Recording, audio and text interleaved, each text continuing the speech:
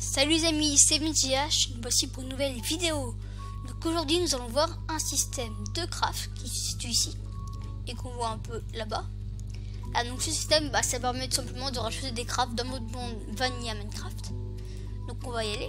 Donc voici le système. Bon, il est un peu gros, mais ça va. Il est moyennement gros. Voilà, ça va. C'est pas énorme. Donc tout d'abord je vais vous montrer le système.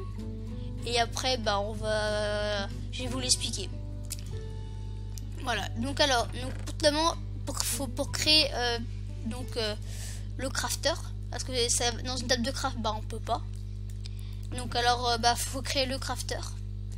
Donc pour cela, il vous a besoin de 4 outils différents, plus un établi. Donc vous posez tout ça dessus.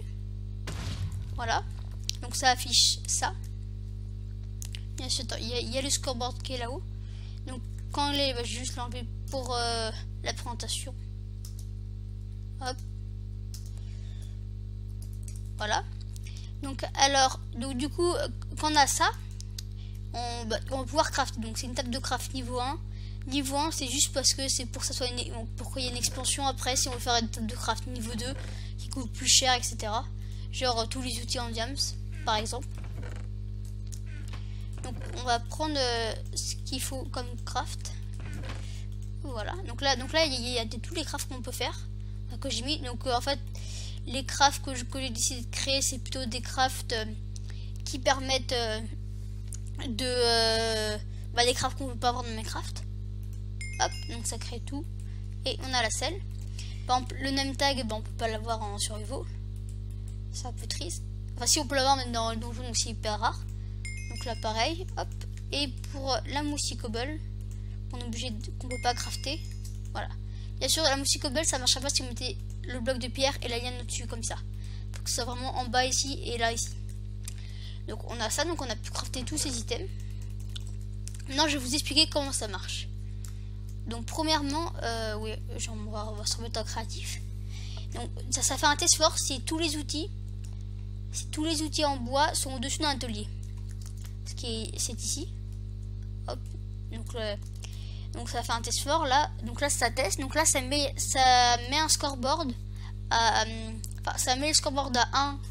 Ça met le scoreboard tableau 1 à 1 pour tous les items qui sont une pelle en bois.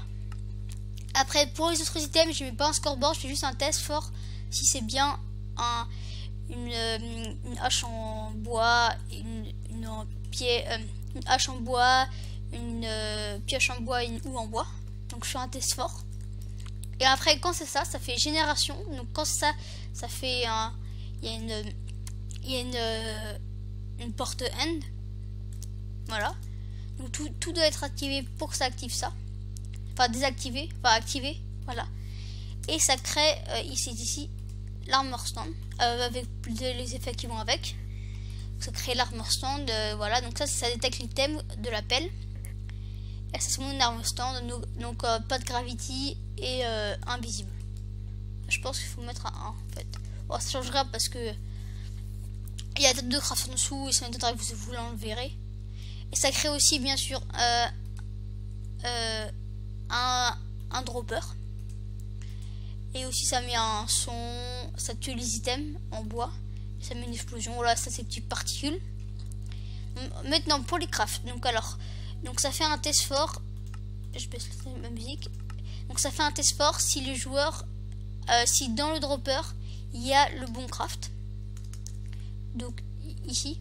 Donc oh non, pardon, je me suis encore trompé. Ça fait un test fort déjà si le joueur est proche du crafter. Parce que si on a deux, imaginons que quand on craft ici et que après ça boom, ça crée ici et que ça crée de l'autre côté, ça sera un peu cheaté. Ça sera moins de dupliquer les items. Donc s'il est proche, donc c'est genre j'ai mis le rayon à 4 blocs. Dans un 4 blocs, après il faut être là dans un cercle comme ça. Vous faites votre craft. Donc ça met tableau 1 à 1 pour le joueur. Et quand il y a le bon craft dedans, ça remplace par l'objet voulu tout simplement. Donc là il y a le craft. Donc là toutes les armures stand, voilà, qui ont à tous les maintenant qui ont le score qui s'appelle tableau 1 et qui ont le score machin. Ça crée tout ça. Et là, ces trucs à la fin, ça remplace le dropper par une selle. Donc là, j'ai pris l'exemple de la selle. Voilà. Donc alors dans le truc, qu'est-ce qu'on a bêtement une fill clock qui est ici. Voilà, hop. Et là-dedans. Et donc ça, fill clock, c'est un truc qui voilà, donc c'est un truc qui met redstone par redstone, redstone par redstone, redstone, voilà, bloc de redstone infiniment. Donc après ici on a l'APL, etc. Tout le système de détection. Ça va dans une port end. Voilà, donc le système ça éteint chaque torche à chaque fois. Voilà, et après ça crée un armor stand. Ça crée le dropper. Ça crée la particule comme ça. Et ça tue tous les items, bien sûr, pour pas qu'on puisse les récupérer. Et ça fait un play soon explosion. Ça joue le son d'explosion. Après, en bas, on a le click lock, bien sûr. Ah, ici, c'est juste un command block que j'ai oublié. Pardon. Donc après, là, ça fait un test fort. À tous les joueurs. Bon, on peut enlever les petits crochets, bien sûr. Si l'entité détecte qu'il y a un joueur. Là. Donc c'est à tous les joueurs, ça détecte si l'entité de l'armor stand et ça le set à 1. Si oui. Et là ici j'ai juste mis une réponse. Ça va vraiment pas obliger ça. Ça va vraiment pas obliger ça. Ah non, pardon, je m'étais trompé. Donc alors ici c'est donc là c'est pour détection et il y a une torche bien sûr. Et que quand le joueur n'est pas à côté des trucs, ça le met à 0. Bien sûr, autrement ça resterait toujours à 1. Après, pour les commandes du dessus, on a quand on veut casser le truc. Donc quand l'armor stand détecte qu'il n'y a plus comment ça s'appelle de dropper, donc ça dit oh il n'y a plus, donc je m'auto-détruis. Et là ça tue les items. Voilà. Ah non, pardon. Là, donc là, ça tue l'armor stand et là, ça tue les items. Maintenant, on va passer au système de craft. Donc, pour créer un craft, faut juste faut quelques command blocs et un comparateur, plus tout le reste du système, bien sûr. Donc là, ça fait un test fort à toutes les armor stands qui ont le score table 1 et donc qui s'appelle table 1. Donc table 1 parce que la je voulais mettre table de craft et c'était un peu long. Donc j'ai mis table 1. Donc là, il y a toute la commande, ça détecte.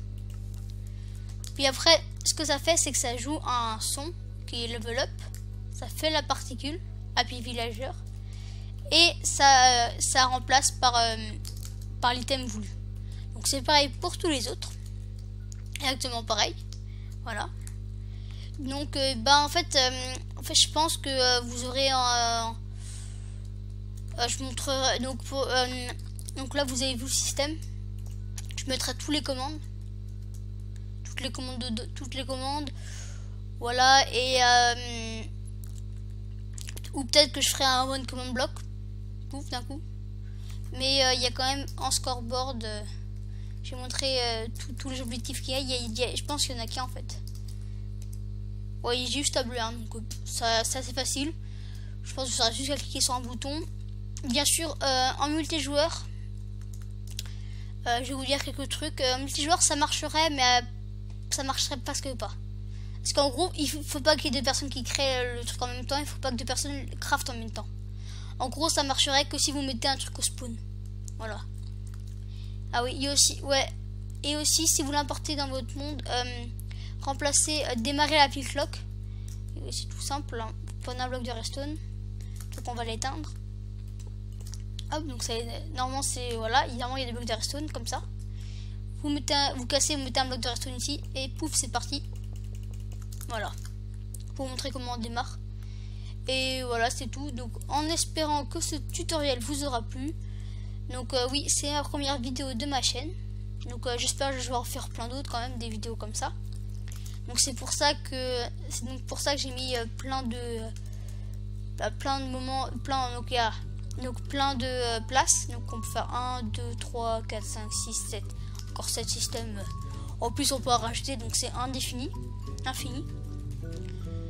Donc Voilà, donc voilà, en espérant, likez, pouce vérifier et abonnez-vous. Voilà. Bon bah à plus les amis.